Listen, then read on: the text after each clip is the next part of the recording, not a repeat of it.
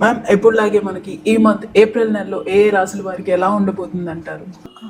రాశి ఫలితాలు మాట్లాడుకోవాలి. ఎప్పటికైనా సరే రాశి ఫలితాలు మాట్లాడుకునే ముందు మనం గోచారం మాట్లాడుకుంటాము. ఎందుకంటే గోచార రీత్యానే మనం చెప్పడం అనేది జరుగుతుంది. సో ఈసారి ఏప్రిల్లో మనకు తెలుసు సన్ ఎగ్జాల్టేషన్కి వస్తారు, అందరికీ తెలుసు. అలాగే మూన్ ఎగ్జాల్టేషన్ అయినప్పుడు మనకి అక్షయ తృతీయ ఇవన్నీ వస్తూ ఉంటాయి. అది ఎగ్జాక్ట్గా డేట్ నాకు ఇంకా చూడలేదు కానీ బట్ జనరల్గా చూసాము అంటే కొన్ని మంచి రోజులు ఉంటాయి, కొన్ని అంత మంచి రోజులు అనేవి ఉండవు అనమాట.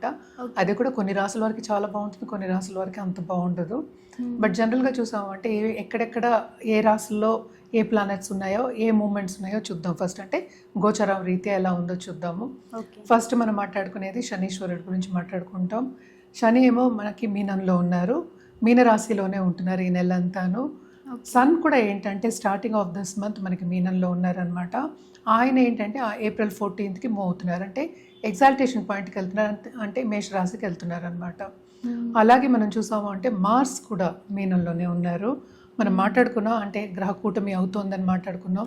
అలాగే కుంభంలో అయింది, ఇప్పుడు మీనంలో అయింది. తర్వాత ఇప్పుడు మేషానికి వెళ్ళబోతున్నారు మార్స్, ఏప్రిల్ 2nd వెళ్తున్నారు అనమాట.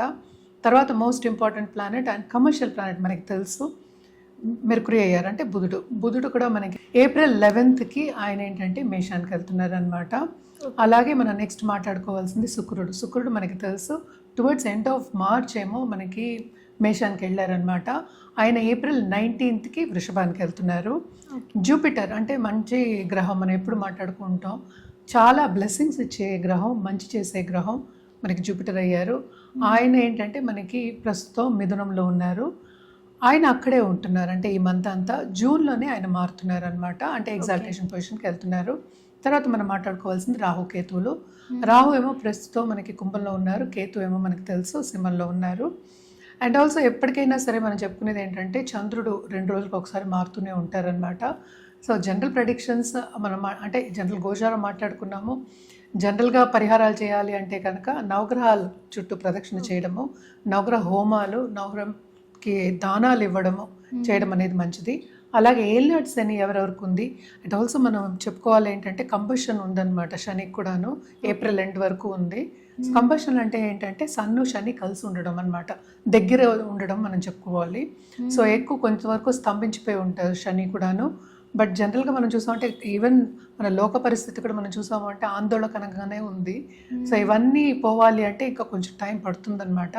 సో పరిహారాలు అందుకని మానేయకూడదు, మనం కంటిన్యూస్గా పరిహారాలు చేస్తూనే ఉండాలి. అంటే ఏం చేయాలి అంటే ఒక్కొక్క రాశి వాళ్ళకి ఒక్కొక్కటి ఉంటుంది. బట్ జనరల్ పరిహారాలు ఎప్పుడు నేను చెప్పేది ఏంటంటే దేవి పూజలు చేసేవాళ్ళు కంటిన్యూస్గా ప్లీజ్ దేవి పూజలు చేయండి. ఎందుకంటే శక్తికి మించింది మనకి వేరే లేరు. అంటే ఎవరి కుటుంబానికి వాళ్ళకి కులదేవతలు అనేవాళ్ళు ఉంటారు. సో కులదేవతల్ని మనం సేవించవచ్చు, కానీ శక్తి పూజలు చేసింది శక్తి పూజల కన్నా మించింది లేదు అని అందరూ చెప్పుకుంటూ ఉంటారు, అది నేను చెప్పింది కాదు. సో శక్తి పూజలు చేసేవాళ్ళు కంటిన్యూస్గా, దేవి పూజలు చేసేవాళ్ళు కంటిన్యూస్గా చేయండి. ఇలాగ ఫ్రైడే చేయాలి, ట్యూస్డే చేయాలి అలా లేదు, కంటిన్యూస్గా చేసుకోవచ్చు అనమాట, బాగుంటుంది. ఎప్పటికైనా సరే మనం పాజిటివ్ బ్యాంక్ బ్యాలెన్స్ అనేది పెంచుకుంటే కొంతవరకు చెడు జరిగినా కూడా మనం నిలబడే స్థాయి అనేది మనకు వస్తుందన్నమాట. సో తప్పక ఏంటంటే ఇవన్నీ పరిహారాలు చేస్తూ అండ్ ఆల్సో ఆధ్యాత్మికంగా గ్రోత్ తెచ్చుకోవడం, దైవ చింతన ఉండడం అందరు రాసుల వారికి చాలా చాలా మంచిదన్నమాట. జనరల్గా మనం దానాలు కూడా చెప్పుకుంటాము, మనకి అన్నదానం కన్నా మించిన దానం కలియుగంలో లేదని చెప్పుకుంటూ ఉంటాం అనమాట. సో ఎవరికైనా ఒక పట్టెడు అన్నం పెట్టడం అంటే టైంకి 12 అంటే భోజనం టైంకి పెట్టడం అనేది ఎవరికైనా సరే పెట్టడం అనేది మంచిది. సో ఇవన్నీ మనం మాట్లాడుకునే జనరలే, ఇవన్నీ మిగతాది మన రాసుల వారిగా మళ్ళీ మాట్లాడుకుంటాం. మనం మిథున రాశి వారికి ఈ ఏప్రిల్ నెలలో ఎలా ఉండబోతుంది అంటారు? మిథున రాశి వాళ్ళకి ఏంటంటే మిశ్రమ ఫలితాలే చెప్పుకోవాలన్నమాట.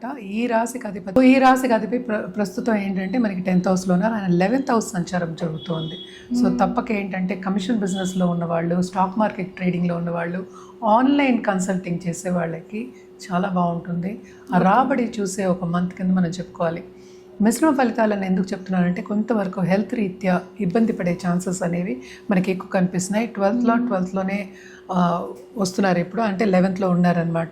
సో కొంతవరకు ఏంటంటే నలతలు వచ్చే ఛాన్సెస్, అంటే చిన్న చిన్న ఏదైనా ఇన్ఫెక్షన్స్ వచ్చే ఛాన్సెస్ మనకి ఎక్కువ కనిపిస్తున్నాయి. అండ్ ఆల్సో కొంతవరకు హెల్త్ రీత్యా జాగ్రత్త పడడం అనేది ఎక్స్ట్రీమ్లీ ఇంపార్టెంట్. రీత్యా కొంతవరకు వీళ్ళు ఇబ్బంది పడే ఒక నెల కింద మనం తీసుకోవాలి. అండ్ ఆల్సో దాని మీద ఖర్చు పెట్టడం కూడా మనకు కనిపిస్తుంది. ఎస్పెషల్లీ ఇంట్లో ఉన్న పెద్దవాళ్ళు, తల్లిదండ్రులు కానీ లేకపోతే అటు అత్తమామలు కానీ వాళ్ళందరికీ కూడా కొంతవరకు నలతలు వచ్చి దాని మీద హెల్త్ రీత్యా ఎక్కువ ఖర్చు పెట్టడం అనేది మనకి కనిపిస్తుంది అనమాట. ఏప్రిల్ 20th తర్వాత అంటే 19-20th తర్వాత కొంతవరకు వీళ్ళకి బాగానే ఉంది. తప్పక ఏంటంటే ఖర్చు అయ్యే ఛాన్సెస్ మనకి కనిపిస్తున్నాయి. అటు ఖర్చు ఉంది, అటు రాబడి ఉంది, రెండూ ఉన్నాయి. కానీ ఖర్చు అనేది towards end of this month కొంత తగ్గుతుందన్నమాట. బాగానే ఉంటుంది అని చెప్పడం అనేది జరుగుతుంది. దుబారా ఖర్చు అంటారా, శుభ ఖర్చు? రెండూ ఉంటాయి వీళ్ళకి. ఇప్పుడు హెల్త్ రీత్యా ఖర్చు పెట్టుకోవాలంటే ఇంకా దుబారా ఖర్చు కింద మనం తీసుకోవాలి. అంటే ఏంటి, అక్కర్లేనివి అంటే మనం జాగ్రత్త పడడం అనేది మంచిది. ఎప్పటికైనా హెల్త్ కొంచెం నలత వచ్చినా ఒక డాక్టర్ని సంప్రదించడం కానీ, ఏదో ఒక మందు వేసుకోవడం కానీ, టైంకి ఆహారం తీసుకోవడం కానీ, పర్సనల్ డెవలప్మెంట్ మీద ధ్యాస పెట్టడం అనేది ఎక్స్ట్రీమ్లీ ఇంపార్టెంట్. ఎందుకంటే 11th మనకి మెర్కురీ సంచారం జరుగుతుందంటే ఈ రాశి అధిపతికి. సో తప్పక చాలా బాగుండాలి, ఏది పట్టినా వాళ్ళకి లాభం రావాలి. కానీ ఇక్కడ మనకి 10th Lord కూడానే ఉన్నారు, అంటే జూపిటర్ కూడా ఉన్నారు. ఆయన కొంతవరకు హెల్త్ ప్రాబ్లమ్స్ వచ్చే ఛాన్సెస్ ఉన్నాయి. అండ్ 12th Lord ఓన్ హౌస్లో ఉన్నారు. సో అటు ఏంటంటే ట్రావెలింగ్ మీద ఖర్చు పెట్టడం, దాని మీద కొంతవరకు ఏంటంటే ఇబ్బంది పడడం కూడా మనకి కనిపిస్తుంది అనమాట. సో అందుకనే మిశ్రమ ఫలితాలు వీళ్ళకి అని చెప్పడం జరుగుతోంది. అదొకటి కాకుండా 3వ ఇంట్లో సంచారము మనకి కేతు సంచారం జరుగుతోంది. ఆయన కూడా ఏం చేస్తాడు, మనకి క్రియేటివిటీ కొంతవరకు భంగం కల్పిస్తూ ఉంటాడు. అంటే ఏంటి, మనం ముందుకు వెళ్ళిపోదాం అనుకుంటూ ఉంటాం, ఇది నేర్చుకుందాం అనుకుంటూ ఉంటాం, ఇది రాసేసి మనం కమిషన్ ఎగ్జామ్స్ రాసేసి మంచి మార్క్స్ తెచ్చుకుందాం అనుకోవచ్చు. దాంట్లో అంతా కొంతవరకు వీళ్ళకి ఎదురు దెబ్బలు జరిగే ఛాన్సెస్ మన అనుకున్న రీత్యా మనకి రాకపోవడం అనేది కొంతవరకు మనకి కనిపిస్తుంది అనమాట. లక్కీలీ వీళ్ళకి ఏంటంటే మనకి 10th శని ఉన్నారు, శని సంచారం జరుగుతోంది. 9th Lord 10th ఉన్నారు కనుక భాగ్యం అనేది వీళ్ళకి చాలా బాగుంది. కానీ ఏదైనా శ్రమ పడందే వీళ్ళకి రాదనమాట. సో అందుకనే జాగ్రత్తలు చెప్పడం అనేది జరుగుతోంది. తప్పక ఈ నెలలో వీళ్ళకి ఏంటంటే రెండూ ఉన్నాయి, బ్యాలెన్స్ అయ్యే ఛాన్సెస్ ఉన్నాయి. కానీ ఏదైనా జాతక రీత్యా మనం చెప్పడం జరుగుతుంది. ఇది ఏంటంటే మనం మాట్లాడుకుంటే రాశి రీత్యా మాట్లాడుకున్నాం ఈ నెల వరకే. So it is only a short period. So జాగ్రత్త పడండి అనేది చెప్పడం అనేది వీళ్ళకి సూచన అనమాట. దాంపత్య జీవితంలో కూడా కొంతవరకు వీళ్ళకి అనుకూల పరిస్థితి మనకి కనిపిస్తోంది. అండ్ ఆల్సో కొత్తగా పెళ్లి కావాలి అనుకున్న వాళ్ళకి పెళ్ళి అయ్యే ఛాన్సెస్, మంచి సంబంధాలు వచ్చే ఛాన్సెస్ మనకి కనిపిస్తున్నాయి అనమాట.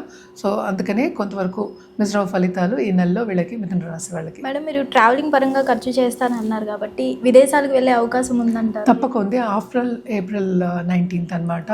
సో ఎలాగో వీనస్ కూడా అంటే ఏంటంటే శుక్రుడు కూడా మనకి 11th House ఉన్నారు కనుక వీళ్ళు ట్రావెలింగ్ ఎప్పుడు చేస్తారంటే వాళ్ళ పని రీత్యా, కెరియర్ రీత్యా చేసే ఛాన్సెస్ ఎక్కువ కనిపిస్తున్నాయి. అదొకటి కాకుండా స్టూడెంట్స్ విదేశాలు వెళ్ళి మనం చదువుకోవాలి అనుకున్న వాళ్ళకి కూడా ఆ టైంలో వాళ్ళు అనుకున్న రీత్యా వెళ్ళడం అనేది జరుగుతుంది. అంటే ఇది 1 day ప్రాసెస్ కాదు, 1 month ప్రాసెస్ కాదు, ఎప్పటి నుంచో చేసే ప్రాసెస్కి మనకి ఎండ్ రిజల్ట్ రావాలి.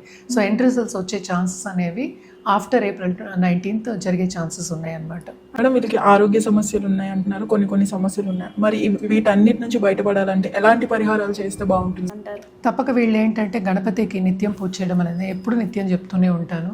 గణపతికి గరిక పెట్టండి. అలాగే ఏంటంటే గణపతి అథర్వ శీర్షం చదువుకోండి ఎవ్రీడే మార్నింగ్. ఆ లేని పక్షాన్ని యూట్యూబ్లో వినండి. ఒకసారి వినడానికి ఏముంది, వినండి. అదొకటి కాకుండా సన్ గాడ్కి అర్ఘ్యం ఇవ్వడం ఎవ్రీడే. ఏదో ఒక చెట్లు కానీ లేకపోతే ఒకటి పెంచుకోవడం, మన జాగ్రత్త బాగా చూసుకోవడం అనేది నేను చెప్తున్నాను. చూసుకోవడం అనేది చాలా చాలా మంచిదన్నమాట.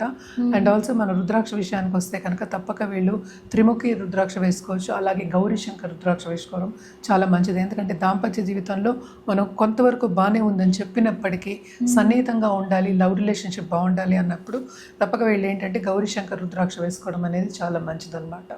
అలాగే కలర్స్ విషయానికి వస్తే కనుక వీళ్ళు డార్క్ ఎల్లో వాడడం. అంటే ఏంటి, లైట్ ఎల్లో నుంచి క్రీమిష్ కలర్ అంటే డార్క్ ఎల్లో, దాంతోపాటు గ్రీన్, ఈ 2 కాంబినేషన్ వాడడం ఎస్పెషలీ ఆన్ వెడ్నెస్డే వాడి చూడండి, చాలా మంచిది. అండ్ మనం ఎప్పుడు ఏంటంటే గణపతికి వెడ్నెస్డే చెప్తూ ఉంటాం. సో గణపతికి ఎవ్రీడే మనం పూజ చేస్తూనే ఉంటాం.